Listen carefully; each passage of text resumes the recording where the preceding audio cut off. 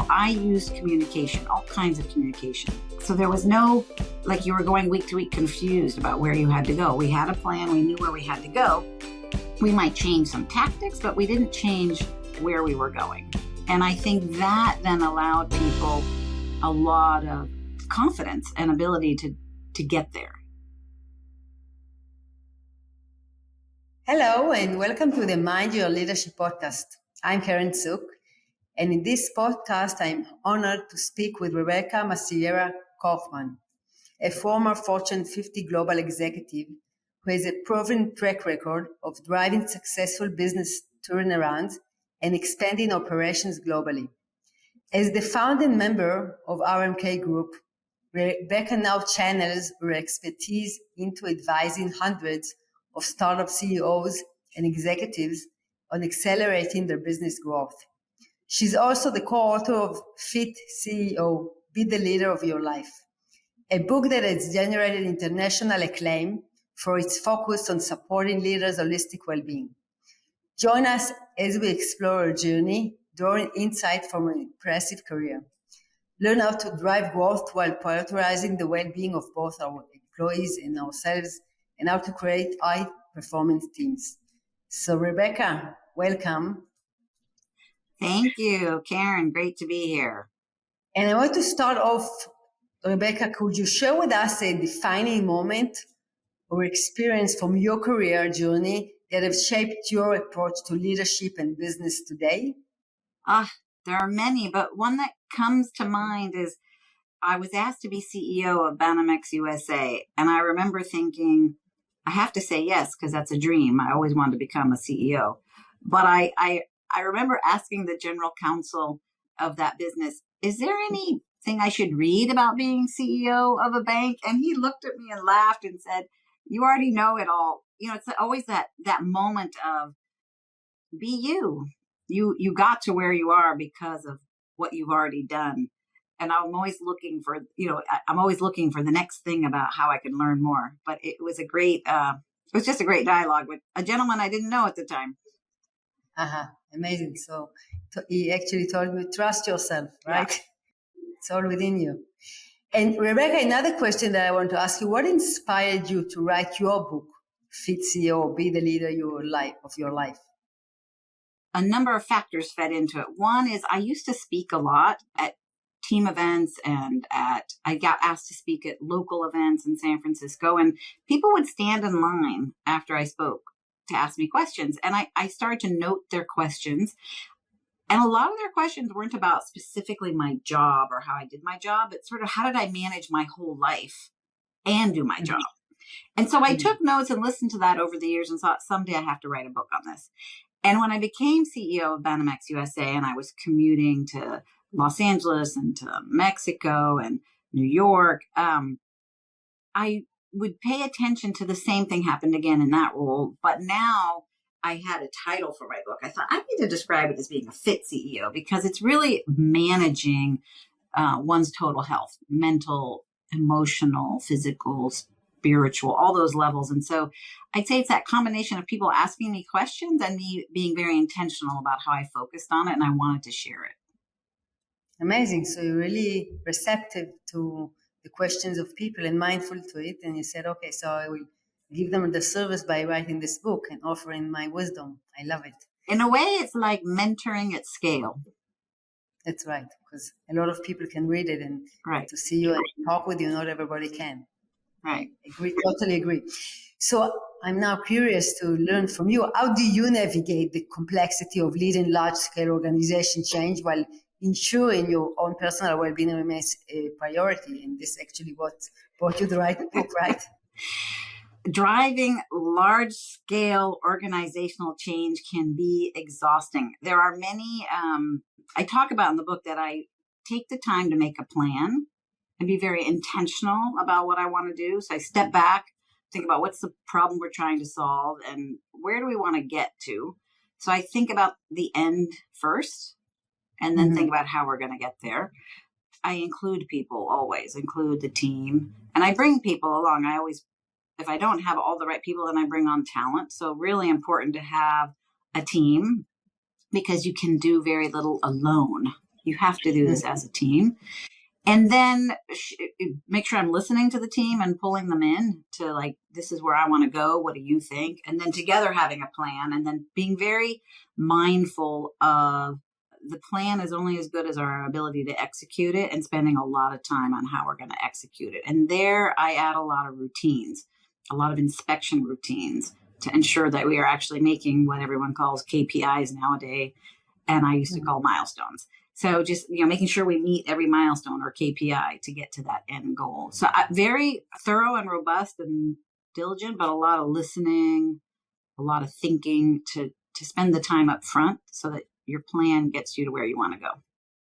So this is actually what you wrote in your book, the receipt, renew, rest, and reflect, in order to create this leadership effectivity? Yes, I think it's important. I think it's very easy to run into a problem and start pouring water on it and put the fire out. And then you're super exhausted because another fire pops up to the right, pops up to the left, smoke's over there, and you can run yourself ragged, which a lot of people will call the rat race or the grind. And so you have to step back from that to manage it differently, to not have it be such a rat race or a grind. And there's just so many tools in there. So some of the tools just mentally, as I say, I get to do this. I get to solve this problem, not I have to solve this problem. One lifts you up, one weighs you down. So just a lot of little tips in the book about staying mentally fresh and positive, which drives more energy than mentally down and negative, which uses up all your energy. I really like what you said at the beginning. I like all what you said, but at the beginning you talked about the fact that you don't run to fix a problem immediately, that you give time and create space to reflect on it and to explore it. And even sometimes I believe to hold the uncertainty, not to know the answer. And from this, creating this space, clarity emerges, and then you know what's the right way forward, instead of putting too much energy and being in the doing mode and then being exhausted, right? So I really love it, I think. And you talked about listening, and it's so imperative nowadays. And it's not obvious that to listen, because we are not good at listening. We like to talk and to Otto Scharmer talk about downloading. Like we speak with someone and we're waiting for him to finish his talk because we want to say what we want to say, but we're not really listening, right? So I think it's really crucial to nourish this ability to really listen, and it's really an uncommon practice. So thank you for this. I mean, I think all these things are a yin and a yang, right? Because I always said to my team, we have to act with urgency and drive with speed, but not without a plan. So it's once you have your plan, you drive with speed, you drive with urgency.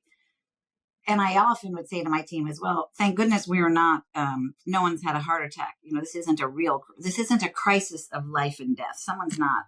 In those crises, you act immediately on instinct and you save a life. Same with a real fire, right? But I think what's so interesting in the workplace is a lot of the things that we perceive as fires in our flight or fight response, they aren't.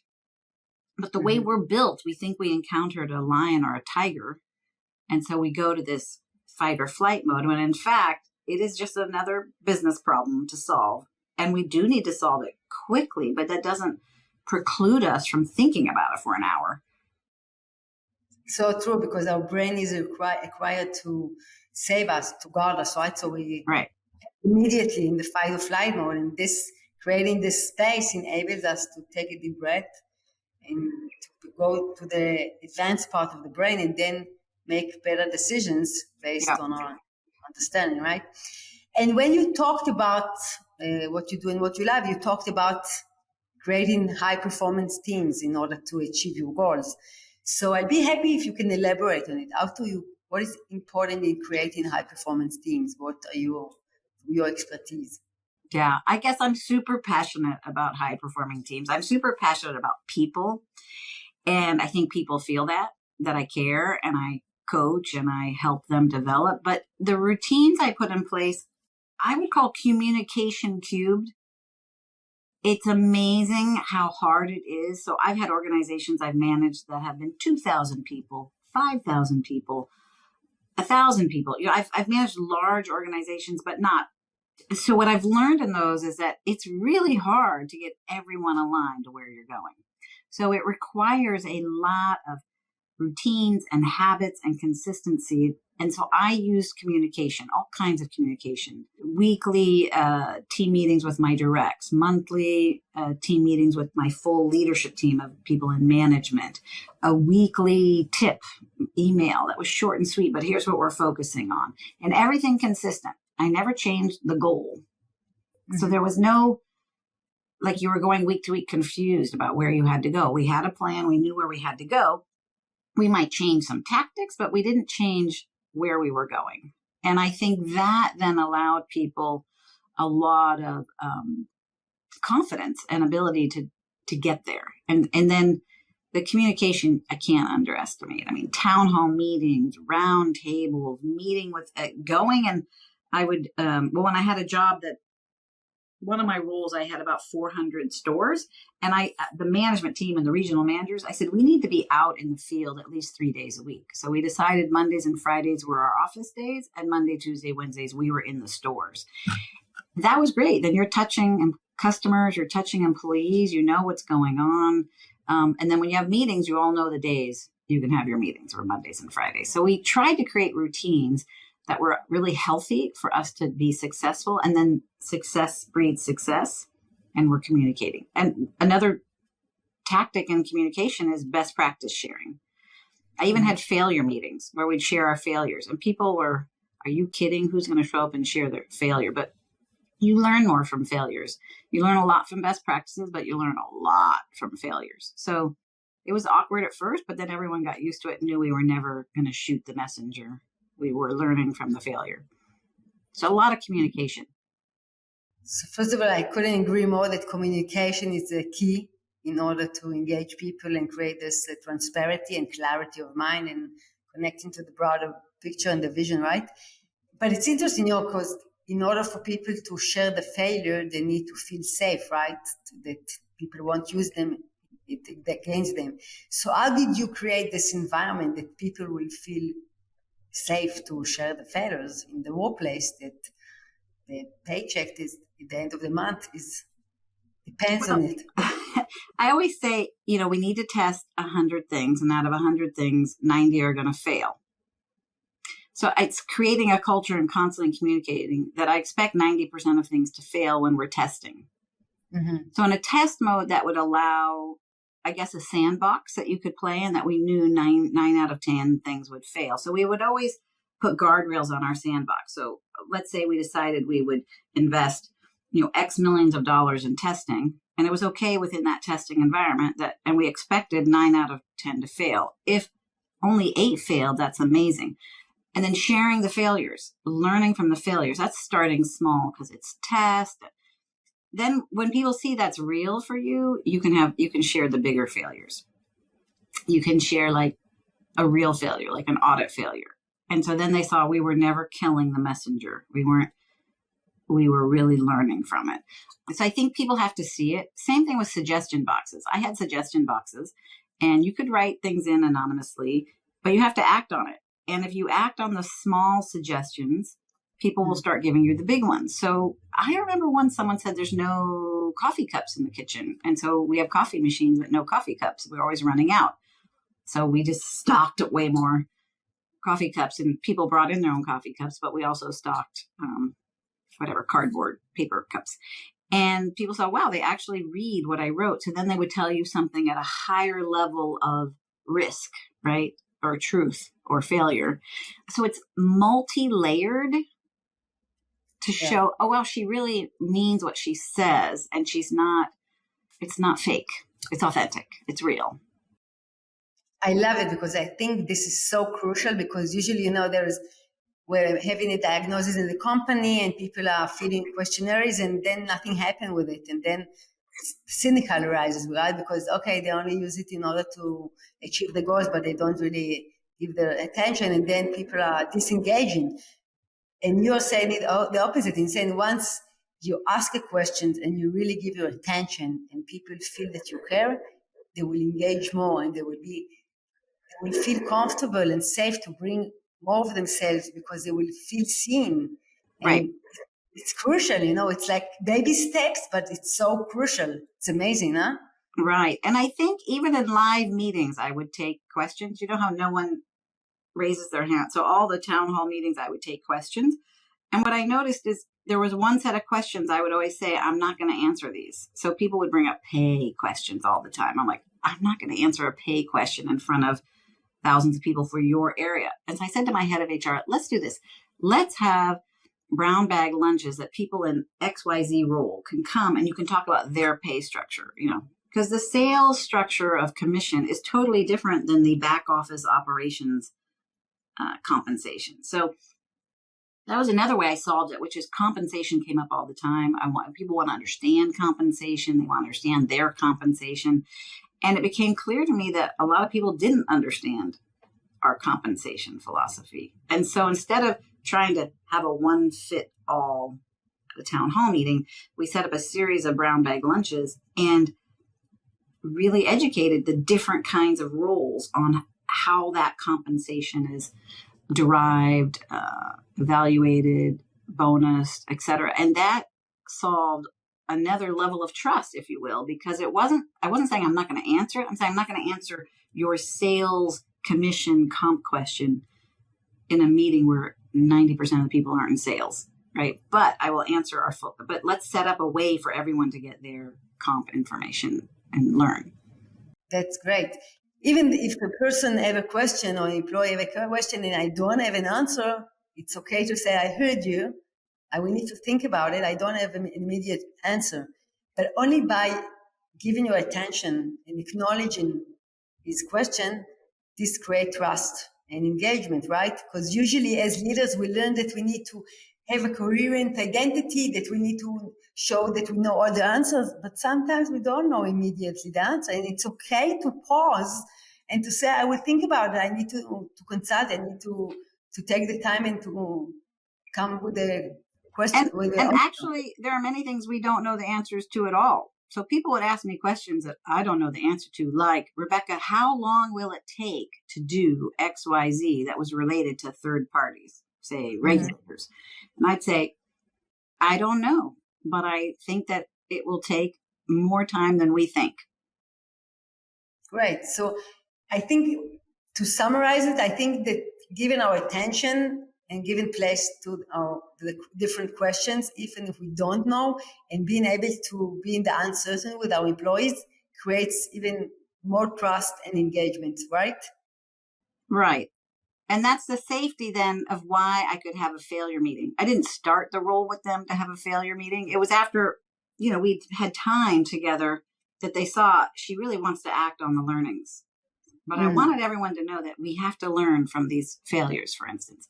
And we learned silly things, or we thought were silly, but some of the most profound learnings came from seeing over time the consistency of our failures, like the common elements of what didn't work, and realizing that, wow, some of them were just wow.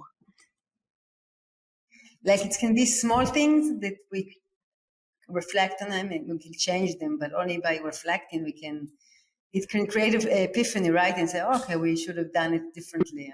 Yeah, I would say one of our biggest ahas was that our greatest number of errors happened when someone was on vacation and someone was doing their work for them as a delegate, and we hadn't really trained them enough. So we completely changed, because we wanted everyone to take vacation, about how we did that work transition. Again, it was back to the planning. Spend more time explaining to the person who's doing your work while you're away what you really need them to do and what you don't need them to do. Because that's where all that guesswork started happening. And those errors, it was just phenomenal. It was so simple when we started analyzing our errors that was our most common error. And it's really simple, as you said, but only communicating about it and having clarity and being in the details create this growth and destruction, enables the growth and right. And it makes so much sense that you don't feel like a failure. Like it's sort of like, right? But you fail things, like things broke, things didn't work. Yeah. And what got my attention from your book and your expertise, really the connection between high performance teams and well-being, because usually we work in really hectic realities and intense ones. So I'm really curious if you can share a specific instance where you successfully turned around a company with a large employee base, and what strategies did you employ to maintain your own mental health, emotional and spiritual balance through this process? Because then at the end of the day, it's like holding this tension between achieving the goals and achieving our well-being. And yeah, I think I talk about in the book, but I had multiple roles where I commuted. So I lived in my home in San Francisco, but I had a role that I commuted to Miami, a role to New York. I had a role that I commuted to LA. So all that travel is really hard on your body and really exhausting. And so I had to be very cognizant of simple things like picking a hotel that I could walk to the office where I was commuting to safely, but far enough that I was actually exercising. So doing all these things with intentionality of like, I don't know if I'm going to get to a gym, but how can I be outdoors and walking in a safe way? So I really tried to pick hotels, since I was commuting, that I could walk to work. Now, one of the places I commuted to, the hotel was actually in the same building as my office. So there is where I came up with the walking interview and the walking meeting. So I tried, I'd say one of the things I'm very aware of, like physically, if I'm not moving, I'm not the healthiest leader. So I always try to incorporate movement into my role. And so when I can't figure it out, I figure it out. In other words, I would even have walking meetings. Like, can we go walk and have this meeting, this one-on-one, if you're not showing me a presentation? And people love that if it wasn't too hot or too cold or wet. So those are just some simple things. Being very intentional about sleep and food, because you cannot be a good leader if you're exhausted and malnourished and eating the wrong foods. So just setting up some routines about, salad with protein for lunch, protein and fruit for breakfast, just making sure fish and protein veggies for dinner, making sure I somehow emptied my brain before I went to bed. Otherwise, you have monkey brain all night long. Because when you're doing turnarounds, it's 24/7 and your brain never shuts off. So how do you learn to shut off your brain? Meditation, writing lists and saying, okay, I don't have to think about that anymore. That will be there tomorrow. So all these routines I put in place to be able to focus on the turnaround, to be fully present for the people. Then in the turnaround, the same things I've been talking about, which is significant communication, like 3 times, 4 to 5 times the communication you think, to tell people this is what we have to do and this is why. A lot of people in a turnaround don't know the business is doing as poorly as it is. And so that's the shock. And then you have to do it in a way that is, here's the reality of where we are. This is the situation that is why we're in a poor condition. And I'm completely confident in the future, and here's where we're going. And you leave them with the beautiful, shiny future we're going to. You don't leave them in this we're doing poorly space, but you have to share the reality to get them to buy into the future. So it's that very honest, transparent communication. Yeah. So again, it's holding the tension between the long term and the short term, like connecting them to the broader picture. And this is the reality right now. And between being like negative, showing the true reality, and being positive, holding this optimistic about our future and believing in them and coming from a positive way. Like you can be a manager that always create fear and frustration among your employees, but you can create at the same time a positive atmosphere, even in challenging times, right? And the effect will be so different. Right. And there's so many tools, like different teams I did different things with. But for instance, a finance team has constant closure, month-end closure, quarterly close. It's a really intense cycle. As you can imagine, being an accountant right now, at this time in April, they're all exhausted, right? So one of the things that my team said to me is like, we have to figure out a way, since we're all working long hours, that there's a way that we're all here at the same time, because some people would work late one night, others a different night. It was hard to coordinate things. And so we just all agreed during certain pulse times that Thursday night would be the night that we all stayed late, so that everyone could plan with their families. I'm not going to be home for dinner, or you need to pick up the kids, or whatever was going on in their lives, or you need to walk my dog. And that helped a lot in giving some kind of predictability to long hours, that we agreed there was a day we'd all do it together to solve things. Same thing with interviewing. When you're hiring people, we were having a hard time sometimes hiring fast enough for all our open positions. And so I said, look, everyone just block 3 to 4 every day. You cannot use that hour except for interviews. And then all of a sudden, all that scheduling complexity went away and everyone could get their candidates interviewed. So there's just routines you can put in place to solve things that are exhausting everyone. So it's no longer exhausting because you have to have a team hired to get the work done. Yeah, that's for sure. Can you elaborate on how prioritizing personal well-being as a leader positively impacts organizational performance and culture based on your own experience in observation? So funny. I have a funny story that's coming to mind is when I had my first child and then my second child, each time I took about 4 months off. And I remember both times when I would come back, my boss would say, I can't believe the place didn't fall apart, right? Because I planned it all out with my team, how it'd work. I called in once a week to check in and, so we were in communication, but I wasn't working the 4 months. Then fast forward, every year I would take 3 weeks vacation. My husband's from Europe and we'd go and spend 3 weeks with his family. And this boss of mine at the time, after about 6 years, said to me, I'm taking a 3-week vacation. I'm like, you are? He's like, I've watched that it works for you. And so all of a sudden that whole area of the institution I worked for started taking, because we had enough time to take a 3-week vacation, but no one did because it was built into some American idea that you can't do that.